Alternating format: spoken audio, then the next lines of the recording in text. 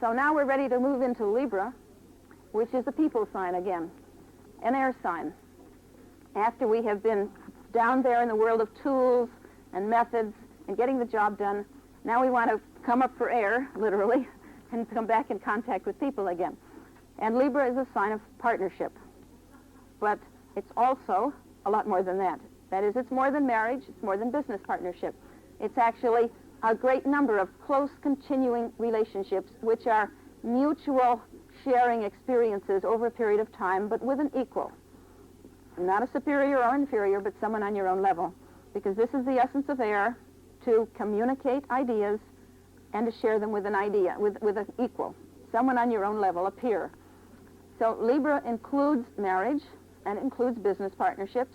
It includes therapeutic relationships, counselors and consultants of all kinds, lawyers, psychologists, psychiatrists, social workers. You'll find business consultants, labor arbitrators. You'll find all kinds of people with Libra strong, politicians, people who are balancing two ends against and trying to find some kind of harmonious, working, cooperative arrangement in the middle.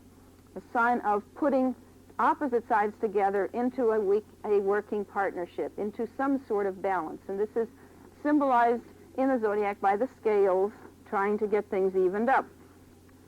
Now, the books are apt to tell you Libra is all sweetness and light. You know, all they like is harmony. Everything's got to be pleasant, and don't you believe it? Especially if they're talking about Sun in Libra, or Mars in Libra, or Mercury in Libra, for that matter. Mercury in Libra loves a good argument, and Sun in Libra often produces generals. Eisenhower was one, for instance. Libra is not only the sign of cooperation and partnership, it's also the sign of open enemies, warfare, and competition, and litigation. All of these things are equally Libra. You're balancing two ends against each other, trying to work out some kind of end product. We'll take both sides into account. And the essence of Libra, though, is they don't want to function alone. They do want to be involved with others.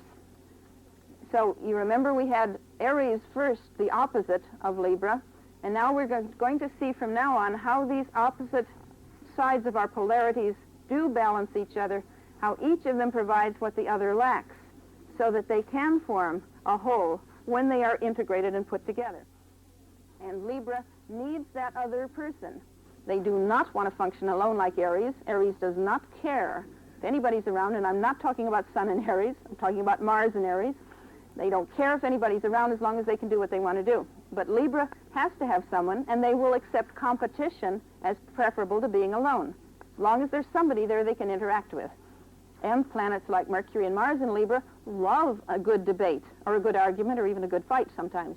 They can be extremely competitive, and in fact, the Libra penchant for having to see both sides of the picture, wanting that balance of both sides brought into its perspective, often makes them seem argumentative even when they're not. Even when it's just that sense of justice, you know, because no matter what you say, to a person who's got a lot of Libra, they'll say, but don't forget there's this other thing too.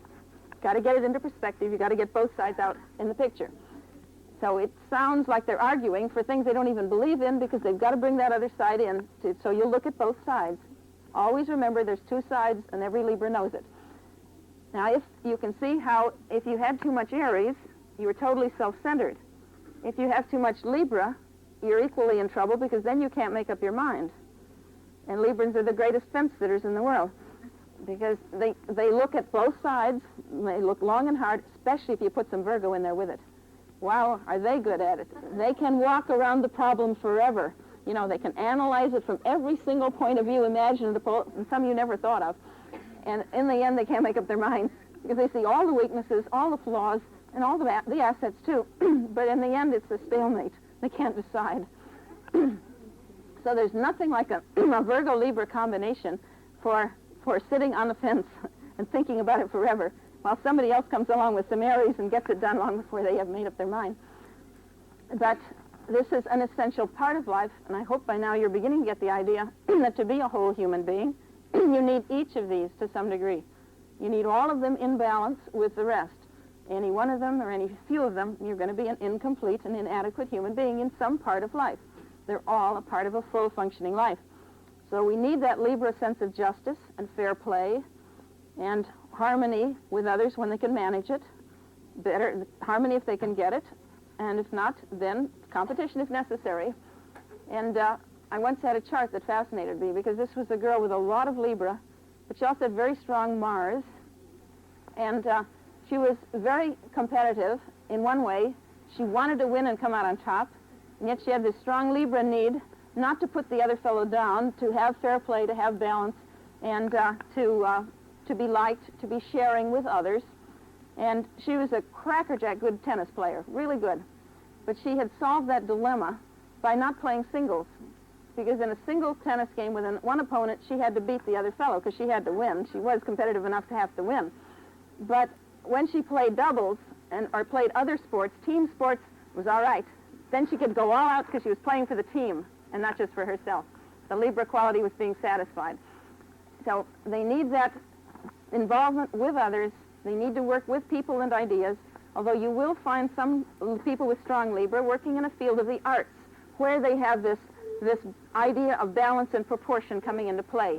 They make good designers of all kinds, dress designers, city planners, architects, the fine art, the graphic arts. They have a strong sense of line and form and handling space and proportion. And this basic idea is balance and proportion. And the air signs always have this space sense because they're pulled back, you see, out of Earth, so they can hold it at arm's length and look at it and objectively, impersonally analyze it if necessary and think about how it would look better. So Libra is a very necessary balance to our Aries, hard-headed self-will, and yet Aries is also necessary to help the Libra make up their mind in the end when they have looked at both sides of the picture. Now our fourth sign is supposed to absorb and assimilate the results of what we've gone through so far.